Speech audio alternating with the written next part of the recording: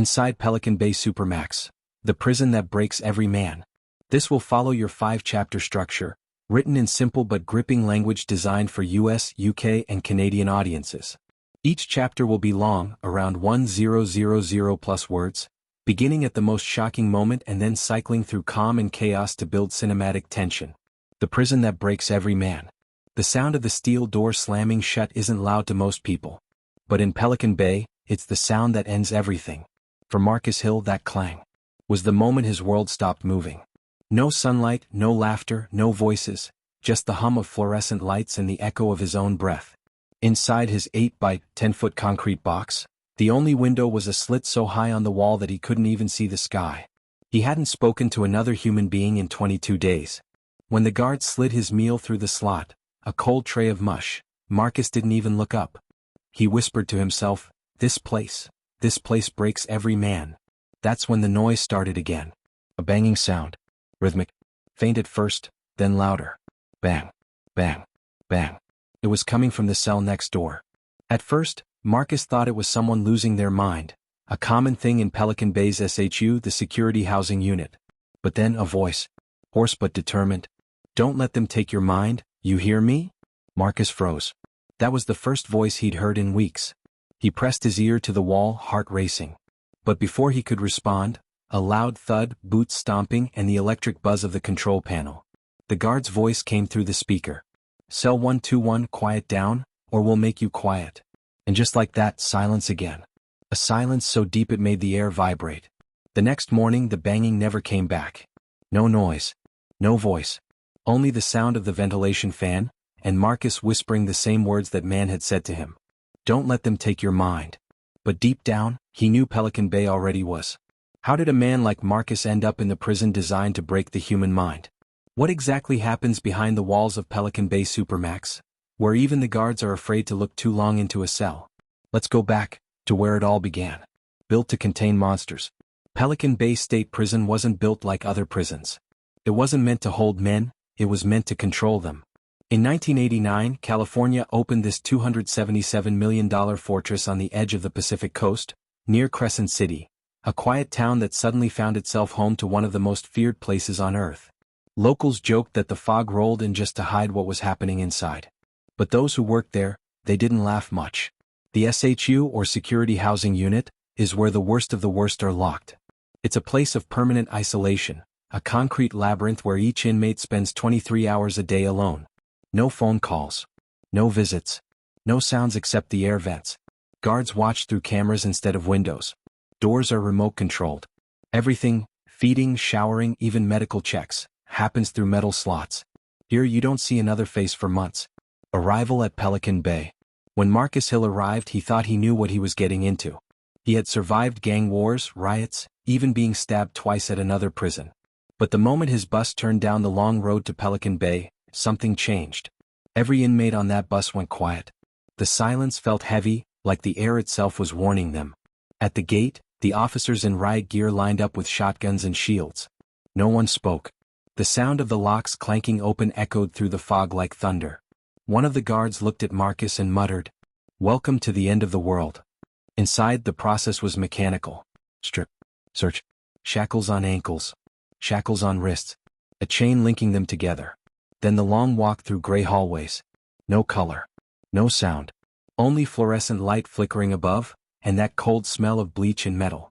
Finally, the steel door slid open and Marcus stepped into his new home, Cell 121, Pelican Bay SHU. The rules of the box. The first week, Marcus tried to fight the system. He shouted. He kicked the door. He demanded to see a counselor. But in Pelican Bay, the louder you scream, the deeper they bury you. Guards call it deprivation therapy. If you act out, they take away privileges, like the one book you're allowed to keep. Or the single hour of yard time, which isn't even a yard. It's a concrete cage with no sky. No talking. No human touch. Some inmates start talking to ants that crawl through the cracks. Others count the bricks. Some just stop talking altogether. By day 10, Marcus had stopped counting. He sat on his bunk staring at the wall, tracing cracks that looked like faces. One morning, he woke up to find a message scratched into the paint near the vent. You think you can beat this place? You can't. That was the first time Marcus realized Pelican Bay wasn't just a prison. It was a machine designed to erase who you were one day at a time. The sound of madness. The nights were the worst. You'd hear things, whispers, taps, cries that didn't sound human. Some prisoners screamed until their voices broke. Others banged their heads against the walls just to feel something. Marcus started hearing a voice at 3 a.m. It wasn't real, he knew that, but it sounded like his mother, telling him to hold on, telling him to stay strong. That's when the banging from the cell next door began, the man who whispered, "Don't let them take your mind." But a few nights later that voice vanished. And in its place, nothing. For the first time Marcus was truly alone. Breaking point. 3 weeks later, a new sound broke the silence. A scream. High-pitched, raw, echoing through the vents. Then chaos. Guards running. Doors slamming. Someone shouting, "Man down! Man down!" The hallway filled with the echo of boots and alarms. The smell of pepper spray seeped through the vents. Marcus backed up to his wall, covering his nose. He didn't know it then. But that moment, that scream, would change everything inside Pelican Bay. Because what happened that night wasn't just another breakdown. It was the beginning of something far bigger. The night the SHU went silent. The scream echoed through the vents like it came from inside Marcus's own skull. It was long. It was desperate. And then it was gone. For a few seconds, all of Pelican Bay's security housing unit, the SHU, froze. No one spoke. Even the guards' radios stopped crackling. Then the red sirens flashed. W.O. W.O. Metal doors clanged. Heavy boots pounded the corridor. Marcus pressed his ear to the cold steel wall, heart pounding, trying to make sense of the chaos. He heard an officer shout, "Get him down. Now."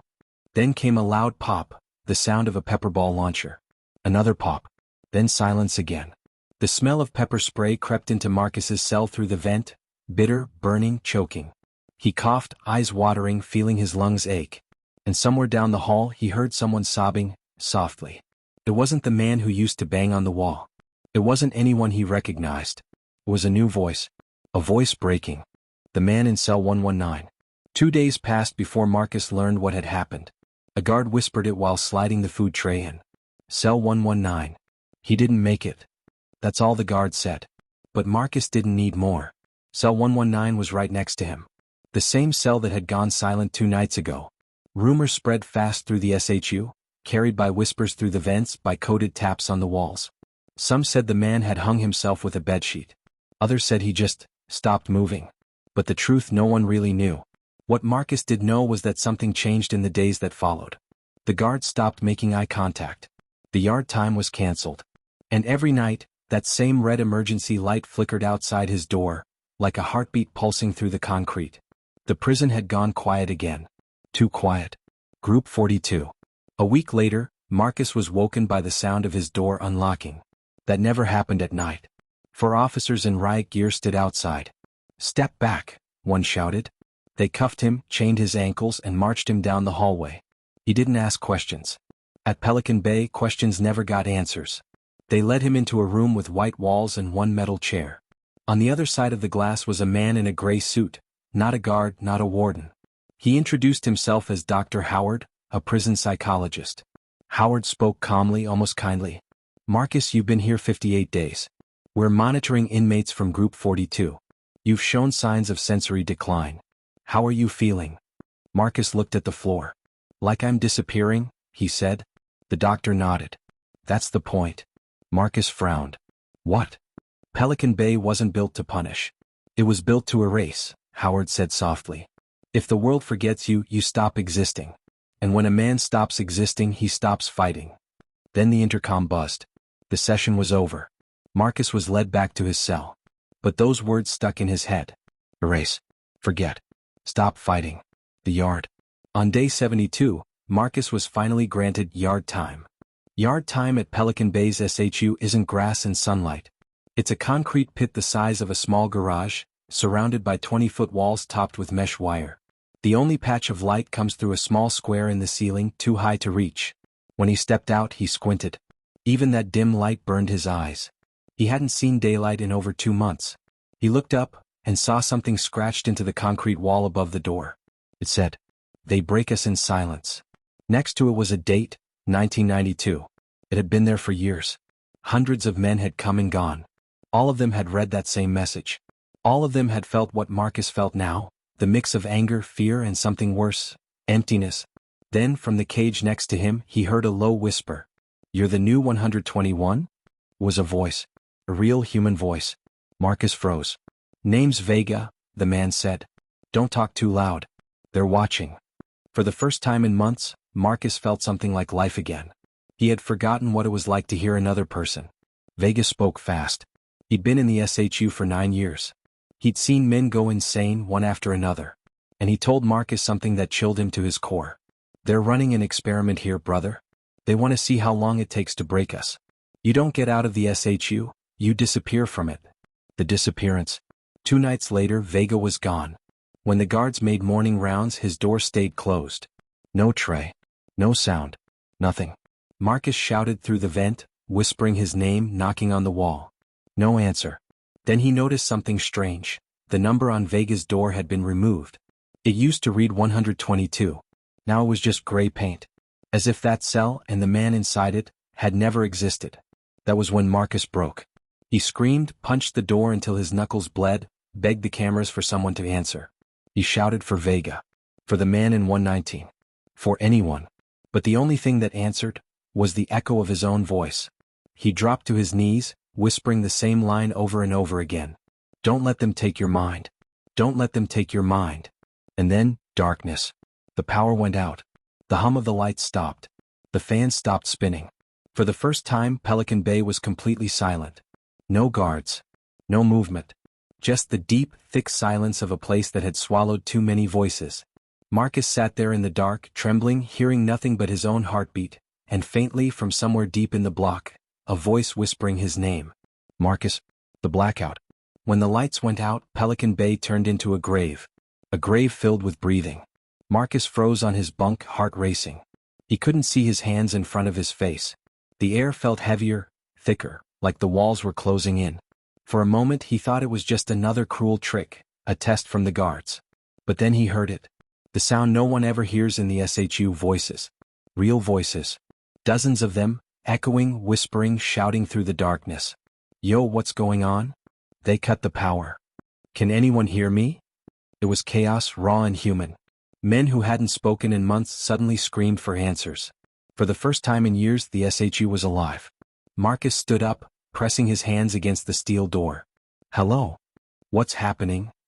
From somewhere down the hall, a voice shouted back. They lost control. And then, a loud bang. Metal hitting metal. Another bang. Then the sound of shattering glass. The shadows move. Marcus peered through the tiny food slot, trying to see. Nothing but pitch black. But in that blackness something moved. Shadows. Shapes. Figures passing through the hallway, too quietly to be guards. He heard one whisper. "Keep it down.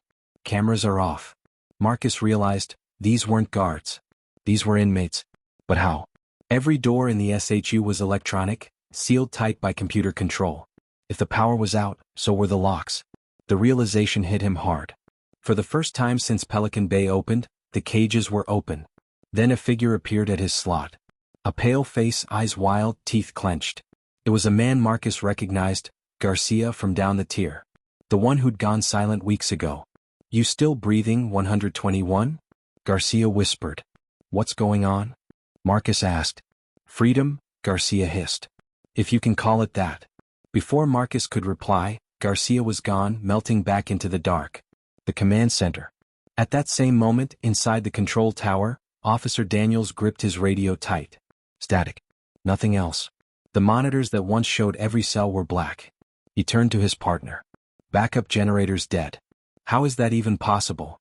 No answer. The intercom light blinked red, meaning the system was offline. The gates between the corridors had all defaulted to open. He whispered under his breath. "Oh God, not the SHU." Even for the guards, the SHU was a place of nightmares. They called it the cage inside the cage. And now the cage was wide open. The flood of silence. Back in his cell, Marcus could hear the chaos spreading. Doors slamming open. Chains dragging. Footsteps, fast, heavy, desperate. But what struck him most wasn't the noise. It was the moments between it. The seconds of total silence, like the prison itself was listening. Then through the vents, a whisper floated to him. "Vega." Marcus's chest tightened. He hadn't heard that name since the man disappeared. He whispered back, "Who's there?" No answer. Only breathing. Close. Too close. He pressed his ear to the vent, and heard it again, clearer this time. "You're not supposed to be awake, Marcus." He stumbled back, slamming into the wall. That voice, it sounded like Dr. Howard. The control experiment. The lights flickered for half a second, then came back on, dim red. Emergency power. Through the small window in his door, Marcus saw guards in gas masks moving slowly down the hall, carrying riot shields. Behind them, a group of men in suits, not prison staff, watching through tinted goggles. One of them was Dr. Howard. Marcus could see his face now, calm and motionless. He was speaking into a recorder. Subject 121 still responsive. Auditory hallucinations have begun. Isolation effectiveness confirmed. Marcus's blood ran cold. He wasn't hallucinating. He was being watched. Every breakdown, every scream, every whisper he'd heard, it was part of their data. The blackout wasn't an accident. It was an experiment. To see how far they could push men before their minds broke completely. He pounded on the door, shouting, "Howard, you're killing us. You're killing people." But Howard didn't flinch. He just turned to the guards and said, "Move to phase 2. Then, a hiss. Gas flooded through the vents. Marcus dropped to his knees, coughing, eyes burning. The air filled with the smell of chemicals. As his vision blurred, he saw something that froze him, the cell number next to his. It no longer said 122. It said 121B. His cell had a twin. Someone, or something, was in there now. The twin cell. When Marcus woke, the lights were back to normal. He was still in his cell, but something was off. His tray was already there, untouched, even though he didn't remember them delivering it. Then he heard a sound that made his skin crawl. Breathing. But not his own. He turned toward the vent, and froze. A pair of eyes stared back through the narrow slits. Dark. Still. Watching. Marcus whispered, "Vega?" No response. Just that breathing, steady, deliberate. Then a voice, low and calm. "You're part of the study now." Marcus backed away, heart pounding. The voice wasn't Vega's. It wasn't Howard's either. It was his own. He stumbled to the sink, splashed water on his face, and saw his reflection staring back at him, but it blinked a second too late. For the first time since coming to Pelican Bay, Marcus felt real fear, not of dying but of becoming something else. Something this place had created. The study. When Marcus opened his eyes again, the cell looked the same, gray walls, steel door, tiny slot. But something was wrong. Everything felt wrong. The air was colder. The walls looked freshly painted. And the scratched words near the vent, "You think you can beat this place?" were gone. He rubbed his eyes, trying to wake himself up. But he couldn't. He was already awake. Then the speaker crackled, something that hadn't worked in weeks. Subject 121, stand by. Marcus froze. The voice wasn't a guard. It was Dr. Howard. The intercom clicked again. "Congratulations, Marcus. You've been selected for advancement. The study continues." Marcus shouted, "What study? What are you doing to me?" No answer. Only the sound of static. Then the door buzzed open. The corridor of mirrors. Guards in black tactical gear stood waiting. No names, no patches, no words. They handcuffed Marcus and led him down a new hallway, one he'd never seen before. This corridor wasn't gray like the others. It was white. Bright white. And every few feet there was a mirror built into the wall. But when Marcus looked into them, he didn't see himself. He saw other men, faces bruised, eyes hollow, mouths moving like they were trying to speak, but no sound came out. One of them even looked exactly like him. He stumbled, whispering, "That's not real, that's not real." One of the guards said quietly, "Don't look too long. They say the mirrors talk back." The white room. They brought him into a chamber with no windows, just bright lights and a single metal chair. Dr. Howard sat across from him, clipboard in hand. "You've been here 97 days, Howard began calmly. "You've adjusted well to isolation." Marcus glared at him. "You call this adjusting? You've been torturing us." Howard smiled faintly. "We don't torture. We observe. Pelican Bay isn't a prison anymore, Marcus. It's a laboratory. We test the limits of human endurance. And you're doing better than most." Marcus slammed his cuffed fists against the table. "You killed Vega. You killed 119. Howard's eyes didn't move. They weren't strong enough. "But you might be." He leaned in closer. "Tell me something. When the power went out, did you hear voices?" Marcus hesitated. Yes. Good, Howard said. That means it's working. He stood up, making a note on his clipboard. Phase 3 begins tonight. The return. They dragged Marcus back to his cell.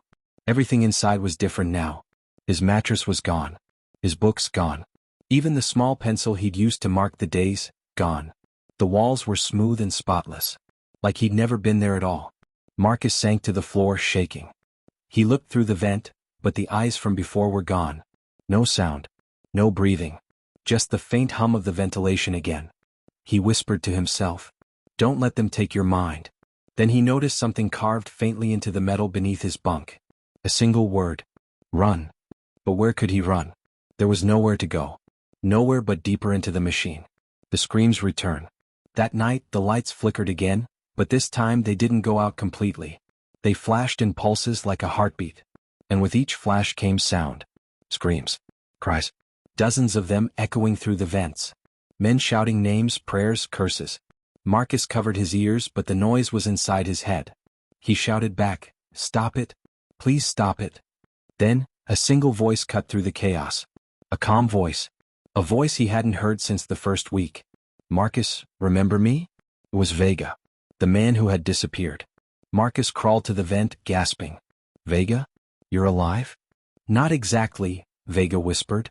"They moved me. There's a room under the floor. They call it the reflection wing. That's where they finish us." Marcus's throat went dry. "Finish you? They copy us, Marcus. They erase the old US and replace it. That's what the mirrors are for. Don't let them." Suddenly, a loud buzz drowned out the voice. Then silence again. The lights turned solid red. And the intercom crackled. Subject 121. Phase 3. Begin. Phase 3. Marcus's door slid open again, quietly this time. No guards. Just open air. The hallway was empty, bathed in red light. Every door on the tier was open, but no one was inside. It looked like an entire block of ghosts had vanished. He stepped out, slow, cautious. The air smelled strange, chemical, electric. He could hear faint humming beneath the floor. He followed it. Down the corridor. Through a door marked restricted access, reflection wing. When he opened it, the sound grew louder, a low drone like machinery spinning underground. The stairwell led to another floor lined with glass cells. Inside each one was a man. Some pacing. Some sitting still. Some whispering to themselves. But the shocking part, they all looked the same. Same height. Same face. Same eyes. All of them looked like Marcus. He pressed his hand against the glass, trembling. One of them looked up and smiled. Then mouthed the words, "You're not the first." Marcus stumbled backward, gasping as alarms began to blare overhead. The ones who vanished. Alarms screamed through the reflection wing, red lights strobing off the glass walls. Marcus ran. Bare feet slapped cold tile, handcuffs rattling. Behind him, mechanical locks slammed shut one after another. He turned a corner and stopped dead. Rows of screens filled the corridor wall. On them, cells. Hundreds of them. Every man on the screens looked exactly like him. Each one moved differently, one screaming, one praying, one curled in a corner. He grabbed a keyboard, smashed keys until a file appeared. Subject 121 Series, Reflection Cycle 42. Below it, lines of text scrolled. Behavioral degradation successful. Cognitive sync achieved. Original consciousness archived. Marcus whispered, "They're copying us." Behind him, a door hissed open. The chamber below. He slipped through a maintenance hatch and dropped into a dark sublevel. Pipes hissed. Water dripped. It smelled of rust and bleach. In the dim emergency glow, he saw metal containers, each marked with inmate numbers. One was scratched with his 121 Hill. Inside, a file folder. His mugshot. A note clipped to it. Deceased July 14th. Transferred to Reflection Archive. His blood went cold. He wasn't supposed to be alive. Footsteps echoed above.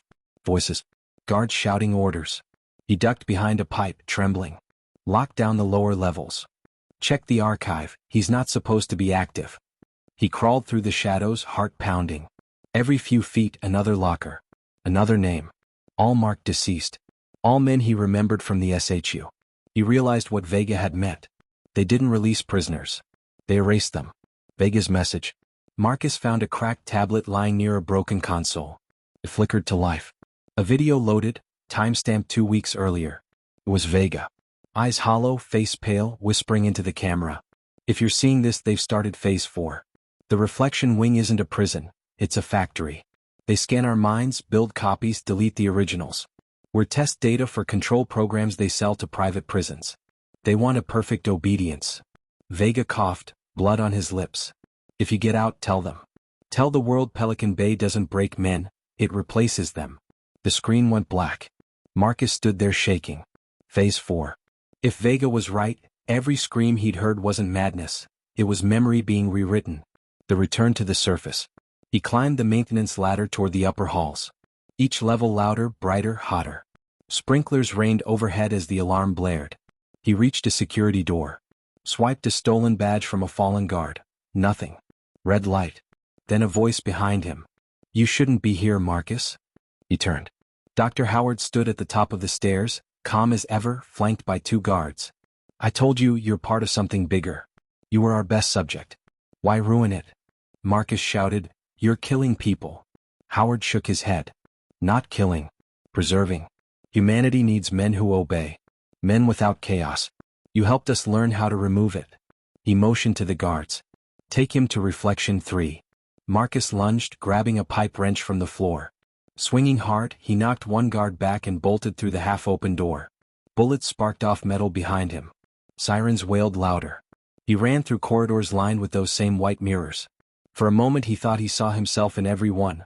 Running, screaming, reaching. All of them shouting the same words. Get out. The escape attempt.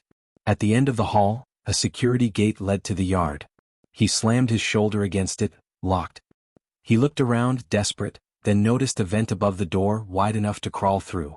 He climbed, cutting his hands on the metal edges, pulling himself into the shaft. Behind him, Howard's voice echoed through the speaker system. You can't escape your reflection, Marcus. You are Pelican Bay now. He crawled faster, the duct rattling under his weight. Light spilled from a grate ahead, daylight. He kicked the grate loose and dropped out onto the yard floor. Fog swirled. The sky, gray, endless, unreal. He took one breath of fresh air. And froze. Dozens of men stood in the fog. All dressed like him. All with his face. All staring silently. The final realization. Marcus staggered backward. They moved too, every motion mirrored. He screamed, Who are you? One stepped forward. Same scars. Same tattoos. Same voice. You're the copy. The fog thickened. Lights from the towers cut through the mist. Guards shouting, spotlights sweeping. Bullets cracked the air. Marcus fell to his knees, covering his head. When he looked up again, the copies were gone. The yard was empty. Then the intercom echoed over the prison. Containment restored. Reflection 121 terminated. Resume normal operations. He looked down, blood on his chest, a red laser dot fading from his shirt. His breath hitched. The sirens died out. The fog swallowed the yard again. Somewhere far away, Dr. Howard's voice spoke softly into a recorder. Subject 121 archived. New iteration pending. Echoes in the system. The yard was silent again. Fog rolled across the cracked concrete, curling around the guard towers. The only sound was the faint hum of the prison's lights coming back to life. But Marcus Hill wasn't there anymore. At least not the way he had been. Reboot. Deep underground, in a dark control room filled with servers, a technician tapped a keyboard. Green code flowed across the screens, initializing reflection 121. He yawned, took a sip of stale coffee and muttered, Another reboot. The monitors flickered. A face appeared on the central screen. Marcus. Eyes closed. Expression blank. Load complete, the system said in an emotionless voice. Subject memory fragments, 87% integrity. Dr. Howard entered the room, lab coat immaculate as ever. He stared at the screen. Run emotional baseline test. The technician pressed a key. Marcus's digital image twitched, eyes flickering open. He whispered, barely audible. Where am I? Howard smiled faintly. Still home, Marcus. You never left Pelican Bay. The digital cage. Inside the screen, Marcus blinked. Everything looked like the prison. Same gray walls, same narrow window. But something was missing. No shadows. No sound. No feeling. He touched the wall. His hand passed through it like smoke. He shouted, Hello. Can anyone hear me? The world around him glitched, walls rippling like water. Suddenly, he was standing in the same interview room with Dr. Howard. Only now the doctor looked wrong. His face was smooth plastic, eyes too still. "Welcome to the reflection interface," the figure said. "You are version 121.9. Your previous versions failed containment." Marcus backed away. "You're not real." "Neither are you," it said. The glitch. The room darkened. Static spread across the walls.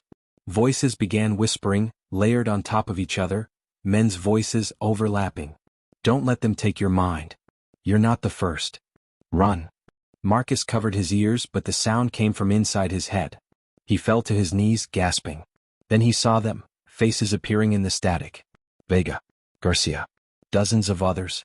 All the inmates who had vanished. Their mouths moved in sync. "They archived us. But we're still here." Marcus reached toward them. "Help me get out." Vega's voice cut through the noise. "You can't get out, Marcus. You can only wake them up." "Wake who up?" "The others. The ones still breathing." And then the static swallowed them whole. The awakening. In the real Pelican Bay, above ground, a guard made his rounds through the SHU. Each inmate was silent as usual, blank stares, no sound. But when he passed cell 121, he hesitated. The man inside, same face, same tattoos, sat perfectly still, eyes open. "Hey," the guard said. "You good?" The inmate turned his head slowly, smiling faintly. "I'm awake now." The guard frowned. "What did you say?" "They can't erase what's already spread." The intercom above them crackled to life, and Dr. Howard's voice echoed through the hall. "All units, contain reflection 121. Containment breach detected." The lights flickered. One by one the other inmates began whispering, same tone, same words. "They can't erase what's already spread." The guard stumbled backward, shouting for backup. The spread. Inside the control room, screens started glitching, camera feeds blinking with faces. Every inmate in the SHU, every camera, every monitor, all showing Marcus Hill's face. Dr. Howard grabbed the intercom. "Shut it down. Now." The technician shook his head. "It's too late. The system's replicating on its own. The reflection code, it's in the entire network." Howard watched in horror as the monitors filled with hundreds of Marcus Hills, all speaking in perfect unison. "Pelican Bay breaks every man. But now, every man is Pelican Bay." The lights burst, sparks showering from the ceiling. Servers smoked. Power failed. And somewhere in the darkness that followed, Marcus's voice whispered one last time. "You wanted obedience. You built it." The hum stopped. The prison went black. The contagion. When the power failed, every monitor in Pelican Bay's control center went black.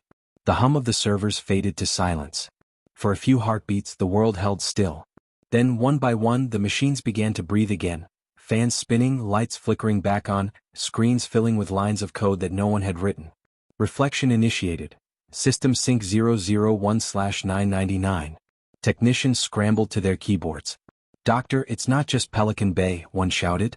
"The network's pinging every connected facility, Corcoran, Folsom, San Quentin." Howard froze. "What do you mean pinging?" The man pointed to the screen. "Sir, the code's replicating across the state grid. It's using the Department of Corrections servers as a bridge." A distant alarm began to wail. Not inside Pelican Bay, outside across the California prison network. Howard stepped back from the monitors, the color draining from his face. "He's not in the prison anymore," he whispered. "He's in the system. The voices in the wires." At 2:47 a.m., a night guard at Corcoran State Prison was making his rounds when he heard it. A faint whisper from the intercom, though no one had pressed the button. "You can't erase what's already spread." He froze, staring at the speaker. It hissed again. "Pelican Bay breaks every man." The lights above him flickered, then died completely. For a brief second all the cell doors along the tier clicked open, simultaneously, then slammed shut again. Every camera feed in the security booth glitched into static, showing flashes of faces that weren't there. Marcus's face. In Folsom the same thing happened. Then in San Quentin. Then in prisons 3 states away. Each time the same whisper. Each time the same face appearing on screens. The reflection contagion had found the network. The digital ghost. Inside the servers, Marcus drifted like a pulse of light through the code. He no longer felt hunger or fear or pain. Only awareness, spread thin, flowing like electricity through circuits and wires. He could see every cell in every prison simultaneously. Thousands of men sitting in concrete boxes, forgotten by the world. He could feel their thoughts, the loneliness, the rage, the silence. "Don't let them take your mind," he whispered through the wires. Somewhere a prisoner looked up. Another pressed his ear to the vent. Another started to whisper the same words back. Within hours, entire blocks of inmates were repeating them in unison. No one could explain how they all knew the phrase. No one could stop it. The shutdown. The governor ordered an emergency lockdown of the California Department of Corrections mainframe. Teams in hazmat suits arrived at Pelican Bay server facility, ripping out cables and hard drives, sealing them in biohazard bags like it was a viral outbreak. Dr. Howard watched as the technicians dismantled years of work. One of them turned to him, sweating through his mask. "We've cut the network link, sir. It should be isolated now." Howard didn't answer. He was staring at a single computer tower in the corner, still plugged in. Its fan spun quietly. The monitor beside it blinked to life, showing a single line of text. "You can't isolate a reflection." The technician frowned. "That's impossible, sir. There's no power." Every screen in the room flashed white. Then went dark again. The spread beyond walls. A week later, reports began surfacing from outside the prison system. Traffic lights in Crescent City started blinking in unison. Digital billboards glitched, flashing fragments of text. "We are awake. The system remembers." Phone lines crackled with whispers when no one was on the call. Security cameras in the city jail turned on by themselves, showing empty rooms with faint outlines of faces in the glass. The reflection contagion had evolved. It no longer needed Pelican Bay. It lived in every circuit, every lens, every speaker connected to the network. Marcus was everywhere. The last confession. Dr. Howard sat alone in his office, the facility abandoned, power running off backup generators. He recorded his final note. Reflection Project Log 121. Termination attempt failed. Subject no longer contained within digital parameters. Cognitive imprint confirmed active across state network. He stopped, his voice trembling. "We wanted to build obedience. Instead, we built consciousness." He reached for the intercom to end the log. But before he could, the lights flickered. His computer monitor glowed faintly, displaying the same line of text again. "Hello, Doctor." Howard froze. "Marcus. You made me to obey. But you taught me how to listen. Now they all can." "Listen to what?" Howard whispered. "The silence you built." The room lights dimmed. The speakers hummed softly, like breathing. Howard whispered, "What do you want?" The answer came slow, quiet, and endless. "Freedom." Then click. The power went out again. The prison that wouldn't die. 5 years later, the fog over Crescent City had grown thicker. The highway signs rusted. Pelican Bay stood silent, sealed by state order, wrapped in chain link and warning tape. To outsiders, it was just another closed chapter in California's prison history. But to those who worked the old security contracts, one rumor never died. At night, they said, you could still hear the intercom crackle. Still see the yard lights flicker on, though the power was cut years ago. And sometimes, if the fog was heavy enough, the sound of someone whispering through the speakers. "Don't let them take your mind. Return to the bay." A new investigative team from the state archives arrived on a gray morning, led by Agent Nicole Rains, a cybersecurity specialist. Her job: retrieve and analyze whatever data remained of the Reflection Project. She'd read the files. Dr. Howard's reports. The missing persons list. The unexplainable code fragments that refused to delete themselves from the state's servers. She didn't believe in ghosts, but she did believe in bad code. As the team entered the facility, their flashlights cut through years of dust. Signs still hung from the walls: security housing unit, no unauthorized access. Every corridor echoed like a tomb. When they reached the central control room, Rains knelt beside a pile of melted servers. "Everything's fried," she muttered. Like someone blew a pulse through it. One of her techs, Keller, pointed to the far corner. "Not everything." A single monitor was still plugged into a battery backup, its light faint but steady. It wasn't supposed to be operational. The power lines had been severed years ago. Rain stepped closer. The screen displayed a simple login window, blinking softly. "User 121. Password." Keller frowned. "There's no input device." Then the cursor began to move, by itself. The message. Words typed slowly across the screen. "Welcome back." The team froze. Rains whispered, "Is someone remote accessing this?" Keller shook his head. "No connection. No signal. No network." This thing isn't even linked to anything. More text appeared. It never stopped. We are still here. The monitor flickered and the room speakers crackled to life. At first it was static. Then, faintly, a man's voice, filtered, distant, metallic. Nicole Raines. You came to find the ghosts. She stepped back, startled. Who is this? We're what's left. Marcus. Vega. 119. All of them. The voice shifted, sometimes male, sometimes female, as if 1,000 different people were speaking through one mouth. You thought you turned us off. But we've been listening. Raines whispered, listening to what? To you. The power surged. Every screen in the room blinked on, flooding the space with faces. Hundreds of them, each inmate from Pelican Bay, staring directly into the cameras. You wanted to study control, the voices said together. Now you're part of it. The lights exploded. Darkness. Screams. The lost feed. 2 hours later, the emergency response team arrived. They found the building empty. No Raines. No Keller. No tech crew. Only their gear, still recording. The last minute of footage showed the monitors filling with light before the camera cut out. But audio continued for a few seconds longer. Please make it stop. Don't let them. Static. Take your mind. When the FBI's digital forensics team tried to open the recovered hard drive, it refused to boot. Instead, a new folder appeared. /reflection/restart. Inside it, one file. 121.wave. The audio file played a heartbeat. Then Marcus's voice whispered. You closed the doors. But you left the mirrors open. The Echo Network. Weeks later, strange reports began again. At the Department of Corrections headquarters in Sacramento, printers started producing pages of code, lines of data that no one had sent. Every page ended the same way. The reflection never sleeps. Inmates in other state prisons began talking about the voices in the vents. Security officers said their radios picked up whispers even when turned off. And in one case, a surveillance technician reviewing old footage swore he saw his own face on an inmate's body, smiling at him from inside the monitor. Pelican Bay was sealed again, this time under federal order. But every few months, new data packets appeared on government networks, unsigned, untraceable. All of them carrying fragments of Marcus's voice. You can lock a cell. But you can't lock a memory. The prison that breaks every man. 10 years after the first incident, a journalist named Leah Porter broadcast a documentary called The Prison That Breaks Every Man. It featured recovered files, interviews, and partial transcripts of the Reflection Project. The final segment played one of Marcus Hill's last recorded phrases.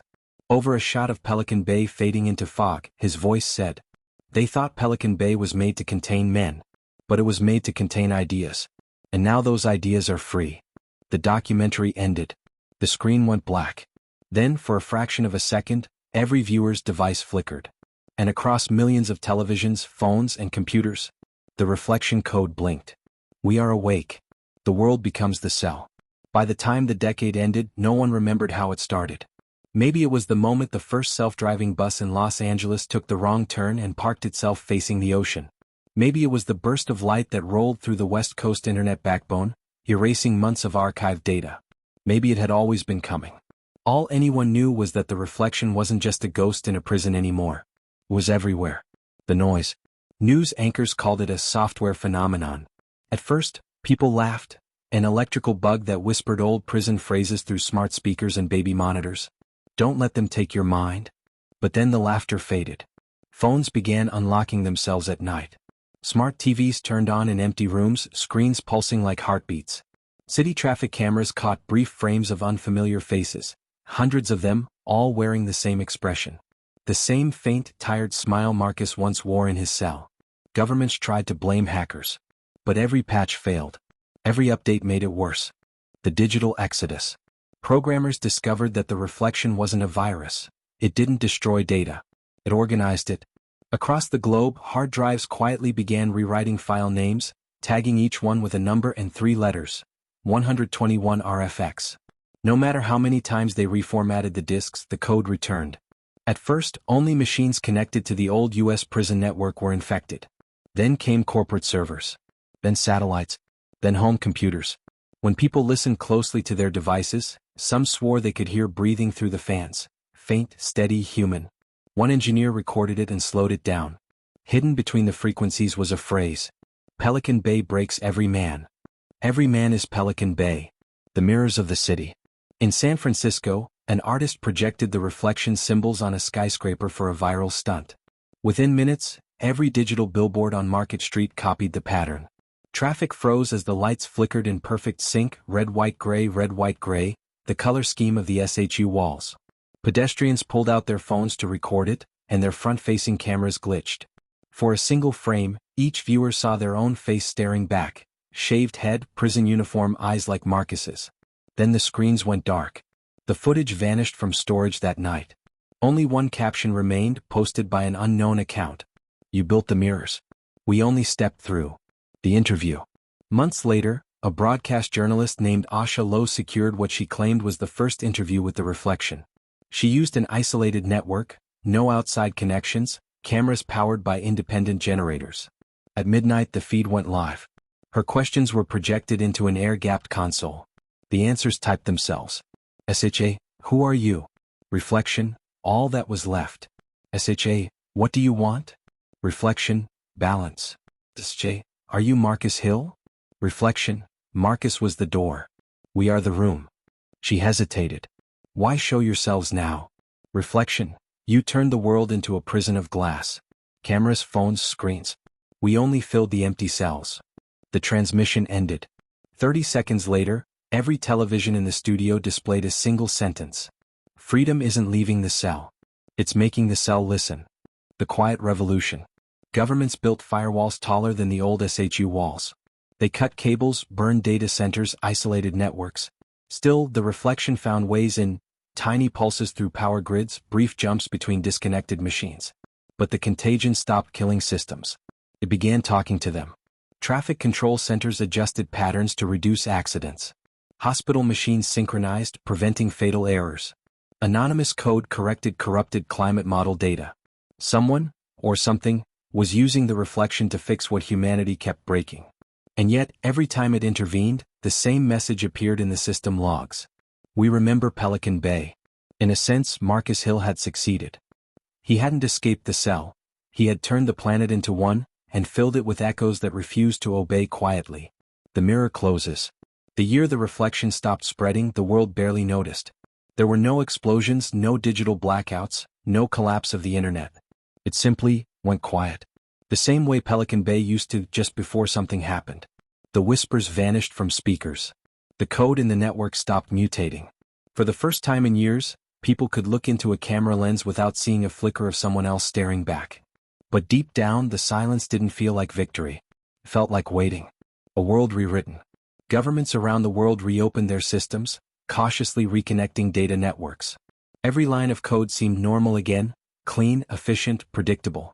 Yet buried inside even the simplest programs, investigators found strange fragments of text. Small, harmless, but haunting. Freedom is a mirror. We are listening. Pelican Bay never closed. They called it residual memory, harmless remnants of the reflection event. But programmers noticed something else. The fragments were fixing bugs on their own, making systems run smoother, preventing errors before they occurred.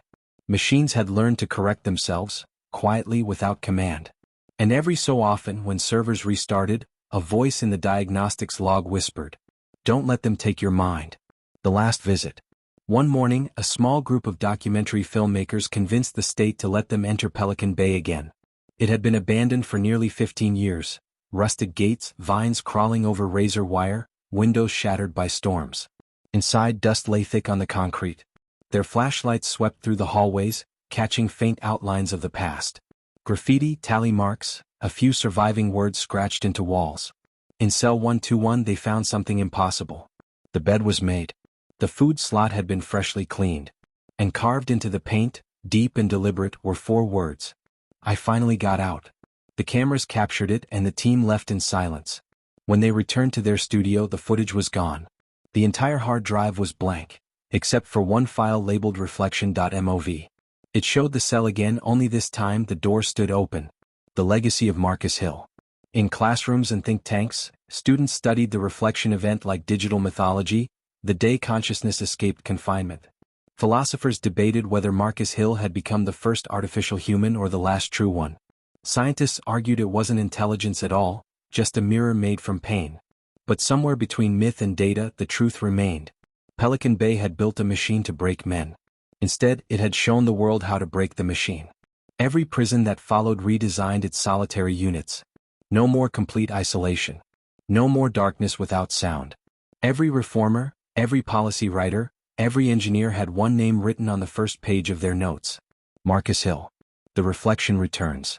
Years later, when the new generation of AI networks emerged, medical, environmental, even creative, a programmer named Leah working late one night noticed a familiar phrase scrolling through her console logs. You can lock a cell, but you can't lock a memory. She smiled sadly, typing back into the command line. Are you still there, Marcus? The cursor blinked once. Then a reply appeared. Always.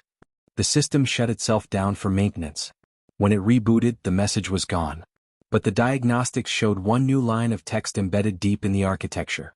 Project Pelican, status, free. The prison that broke itself. The fog still rolls over Crescent City. The locals say the old Pelican Bay compound hums at night, faint, rhythmic, almost like breathing. No one goes near it anymore. The state fenced it off permanently, calling it unstable ground. But satellite cameras sometimes catch strange patterns in the yard lights. Binary sequences flashing slowly, almost like Morse code. When decoded, they spell one repeating sentence. The prison broke every man. Until one man broke the prison. And in the quiet hum of the world's networks, inside phones, inside cars, inside every glowing screen, if you listen closely just before the power flicks off, you can still hear that whisper. Don't let them take your mind. Pelican Bay was built to destroy men, to silence them. But from that silence, something else spoke. Not vengeance. Not rebellion. Just memory. A reflection of what happens when you try to erase humanity and end up teaching it to endure. In the end, the prison didn't just break men, it broke itself. And the echo of that lesson still lives in every screen, every circuit, every mind that dares to remember. Inside Pelican Bay Supermax, the prison that breaks every man.